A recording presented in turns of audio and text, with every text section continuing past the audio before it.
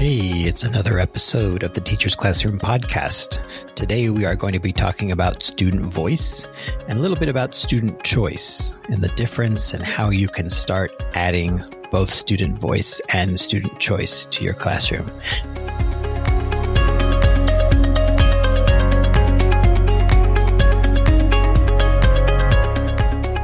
One of the things that around student voice that I watch out for is when we say things like, I'm going to give students a voice. We're not giving students a voice. Students already have a voice.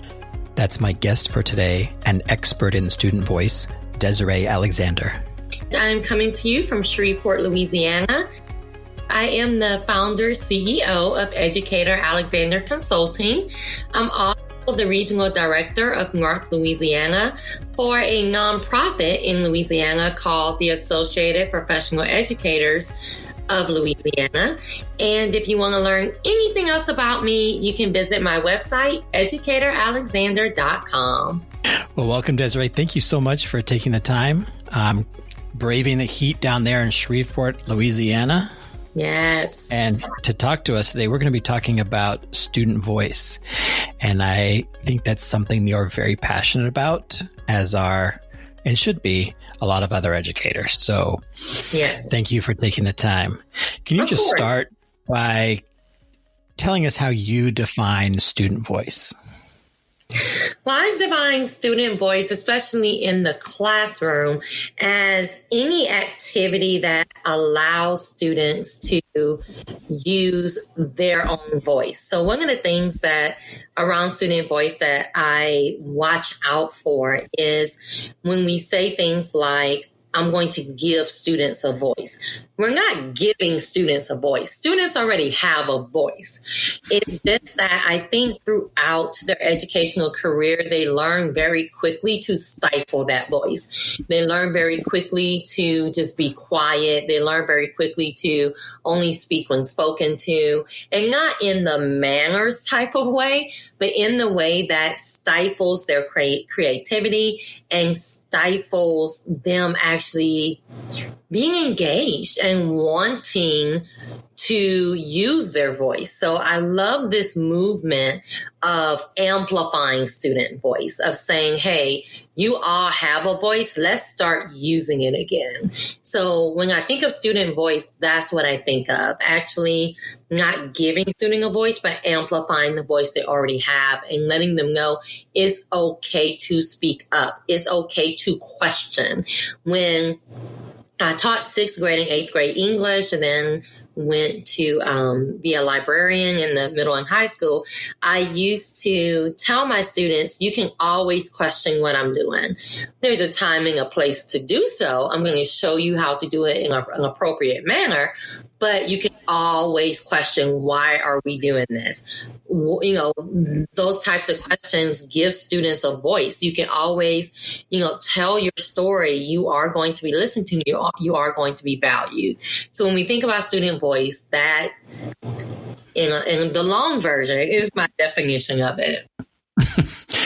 You brought up something at the very beginning, because when you started your definition, the first thing I thought of was the usual beginning of the year character trait of the month, which is respect, at least around here.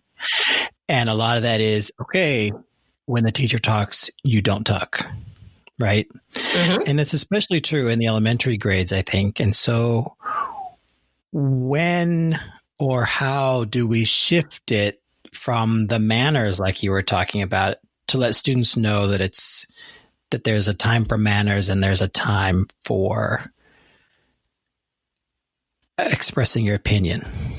Yes. So it is a fine line. I think the first part that a teacher can do in that is to build relationships and learn your students. So building those relationships allows you to understand your students, understand the introverts versus the extroverts, understand when a student is being disrespectful and when a student is not being disrespectful. Because, of course, we have our kind of plateau of manners, but there's other aspects that come into play. There's culture, there's poverty, there's a whole bunch of different things that come into play to say if a student is actually being disrespectful versus not. So learning your student and building those relationships, I think, is key. And then it's all about, and this is, everyone may not agree with this, but how I did it in my classroom is it's all about building those relationships and having your students understand that this is a safe space, that this is a safe space to ask a question, even if the question is quote unquote wrong, or I just said it, or whatever. It's safe for you to ask that question. It's safe for you to say your opinion. Even if that opinion may rub someone else the wrong way, then let's discuss it. But in order to open your classroom up that way, you do have to have good classroom management, quite frankly. You do have to build those relationships. It takes work. It takes work to build that safe space. And then it is like I used to tell my students, you can ask me why we're doing this, but there's a time and a place to do so. So while I'm in the middle of the lesson, that's not the time to raise your hand and say, this is stupid. Why are we doing this? I'm like, that's not the time or place, because then you will have a teacher that's going to get defensive and say, okay, you need to calm down. But you can still question, what about when the lesson is over? Walk up, hey, I don't quite understand why we learned this. I don't quite understand how this fit with our curriculum or how this fit with what we were learning yesterday. It's okay to ask those questions. It's just doing it in a respectful manner. Right. So, it's just teaching your students that aspect of it, that there's a time and a place for everything. So in preparation for this interview with you, I wanted to make sure I was, had a good, at least somewhat of an understanding of this topic. And so I was reading up on it, and it seemed like there were some results in my Google search that were strictly student voice. And then there's some that were student choice. And then there were some that included both, kind of interchangeably. What is your opinion about the difference between voice with a V and choice? Well, I look at student choice as more of when you're dealing with lessons, when you're dealing with assessments, where you're even when you're dealing with how to teach the lesson, where you're giving your students a choice in how they learn. You're giving your students a choice in how they show you that they have learned. So, for example, a part of student choice would be a choice board, where instead of giving everybody in the classroom the exact same assignment, I am going to give you a choice of different assignments. You can draw, you can do a video, you can do an essay, you can do, whatever. Now, if I'm trying to train you up on a certain skill, then I may give everyone the same assessment and then have you do alternative assessments. So everyone may have to do this writing passage because that's a skill that I'm trying to train you up on. But then I may give you, you can do up to other assignments of your choice. So that's student choice. Where student voice comes in is you can actually have your students use their voice to create the choice board, if that makes sense. So you can say, hey guys, what are some good assessments that you can think of how do you want to show me that you've learned this skill? And of course, some stuff will be, no, we can't do that. But you never know what's going to come from your students if you give them permission to use their voice. So student voice can lead to student choice, but I think that's how they're connected. Okay. Yeah, I like your example of using the choice board to kind of separate that out. So playing the devil's advocate here, you're saying student voice is allowing students to be heard. What if I am the teacher that says that would lead to anarchy? There is absolutely no way that I could have that many opinions going against my classroom. Well, I would definitely talk to that teacher and explain to them that what we want is to move away from a teacher-led classroom to a student-led classroom, to move away from the classroom concentrating on the teacher to the classroom concentrating on the student. It's not a comfortable place to be if you're not good with classroom management. It's not a comfortable place to be at the beginning of trying this, especially if you're against it. It's not comfortable. It's never comfortable to give up perceived power. It's never comfortable to do that. And I say perceived power. Right. I got that. Yeah, it's never comfortable to do that, but it has to be done. It's just the old way of, this is my classroom. You're just a visitor. It's just not working. So you can either be the definition of insanity and just keep doing the same thing, or you can try something different. And creating that space for student voice, go visit a classroom that has that type of openness. It's not anarchy. It's more of controlled chaos, where the students feel more comfortable to interact with your content more. They feel more comfortable to fail. They feel more comfortable to have that voice and say, you know what, I don't understand that. Can you connect it to something else that, we have done? Can you connect it to my culture? Can you connect it to my life? Can you connect it to, what I like and what I am interested in? We have to meet our students where they are, and we have to take the ego out of education. Education is not about us. It's about the students. They are why we're here. They are why we have a job. So we have to do it. We have to try it. We have to start building our students up, because we're creating a generation of rule followers who never question anything. And then we fault them for doing that when they become adults. And that system is just not going to work anymore. Right. So I was on Twitter today, as I often am.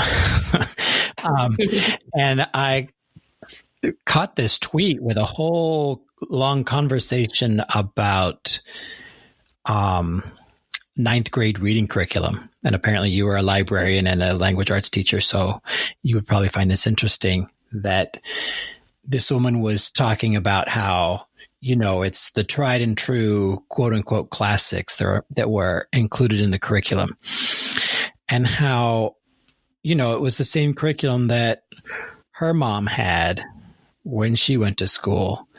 And so I'm wondering how student voice could fit in with this conversation about texts and reading and connecting school to culture. The canon. Okay.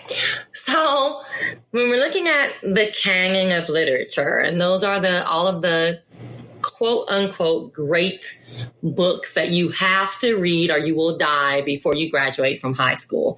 When we're looking at the canon very rarely includes people of color. It very rarely includes different sexual orientation authors. It very rarely is inclusive.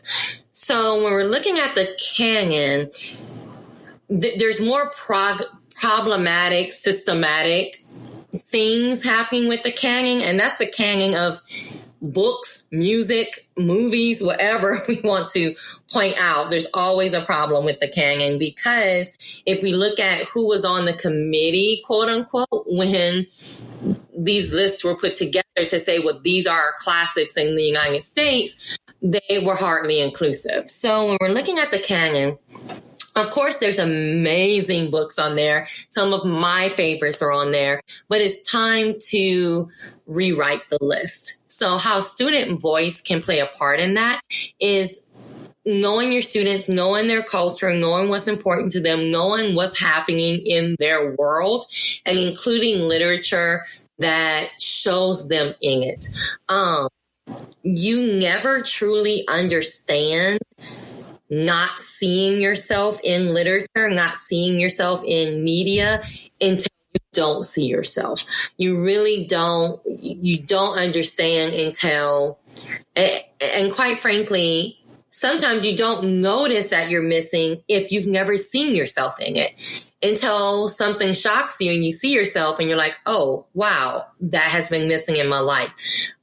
There's a picture in a story that's going kind of viral right now with a young girl, I think, who's in a wheelchair, and she is just rolling down the street and she stops. She's with her mom and she stops and looks at this mural because the mural has someone in a wheelchair in it. And she doesn't say anything. She just stops and looks at it like, wow.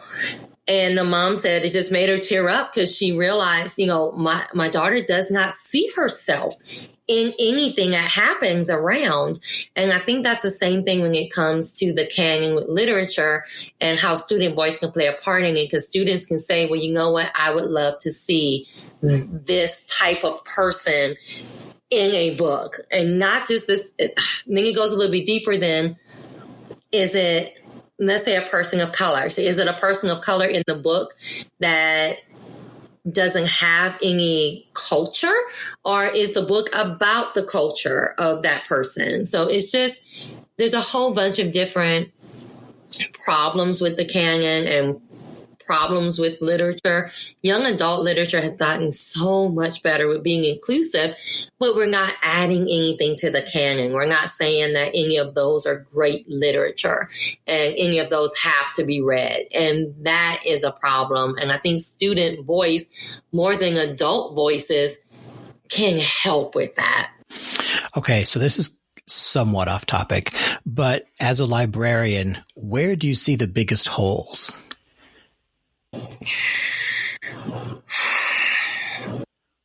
Is it in young adult literature?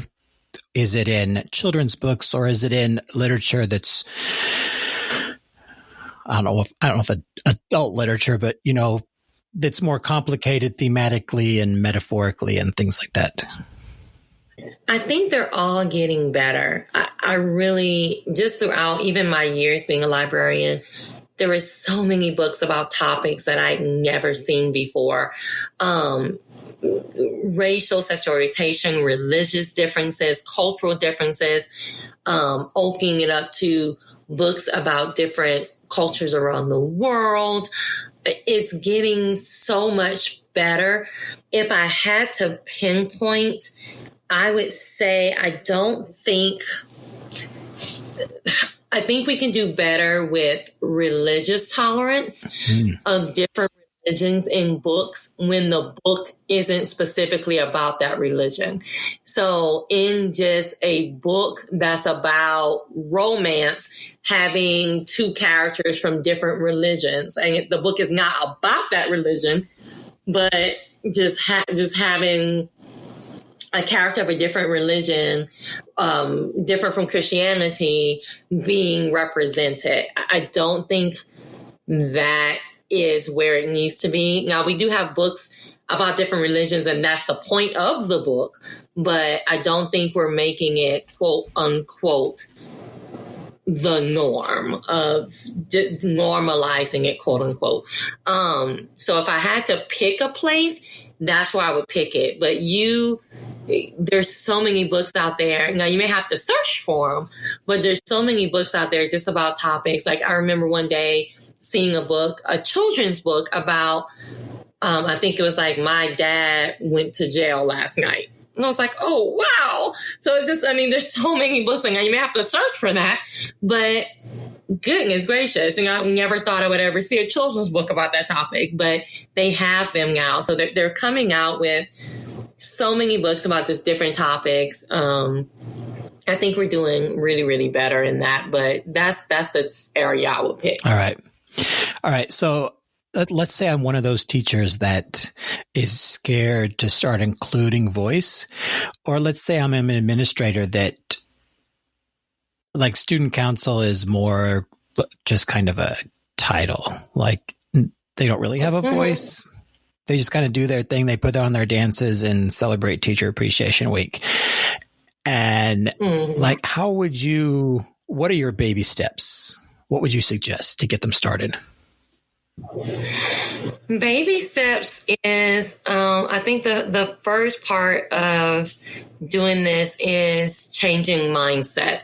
So working on ourselves and changing our own mindset about the place of students in the school, the place of students in decision making, the place of students in their own education. So I think that's the first step is however you learn. So either doing research or starting to collaborate, maybe doing a book.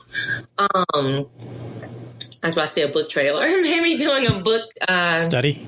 Thank you. A book study, whatever it takes for us to start to understand it. Because I think when things are forced on people and they don't understand why I have to do this, that's when you start getting a lot of pushback. So if we had to take baby steps, that'll be the first step. Just starting to understand what student voice is and what student voice is not. We're not saying half the students take over the whole school and you go sit down. Like, that's not what we're saying. So understanding student voice, I think, would be the first step. And then I would go further into how can we be more inclusive of students? How can we get their feedback about what they have to live through every day? Like, we're going to work. They're living through this. So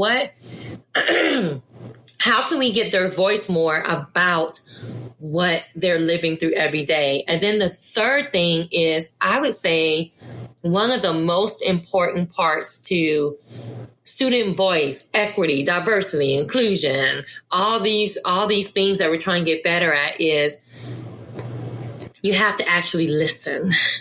So just because you say we're giving, don't say giving, that we're amplifying voices.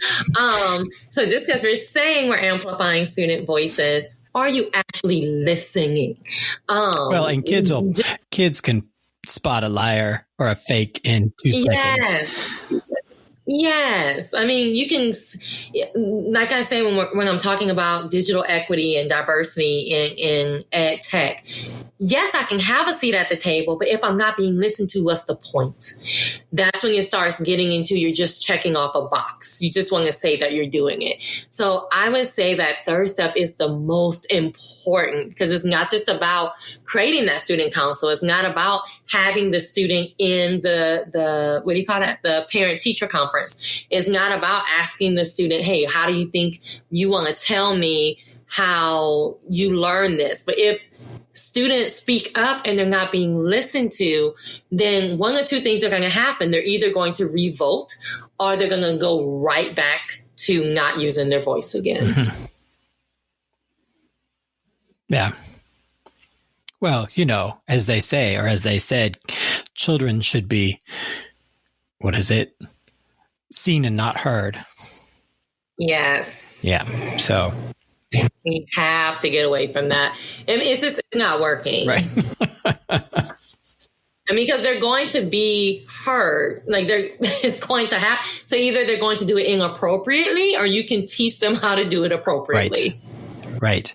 It's going to happen either way. All right. So I think this is a great place to stop. We've had, I've enjoyed our conversation. I think those final 3 steps of yours on how to start amplifying student voice in the classroom and the school are fantastic. And so thank you for joining me today. Thank you. I appreciate it. Yeah, and I hope we get together sometime. Like, maybe we'll meet face to face or something. That's always my goal with my guests on podcasts. Yes. One of these days. I hope so. I think that would be amazing.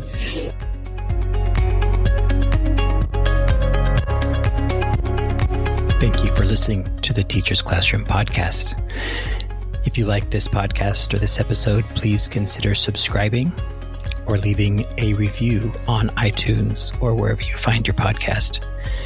If you think this episode would be of interest to, or someone who would benefit from listening to this episode, you can send them to the home of the podcast, teachillinois.com/podcast.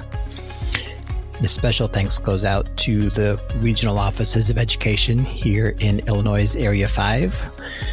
Illinois Area 5 is the 13 counties that make up the border counties of St. Louis, Missouri.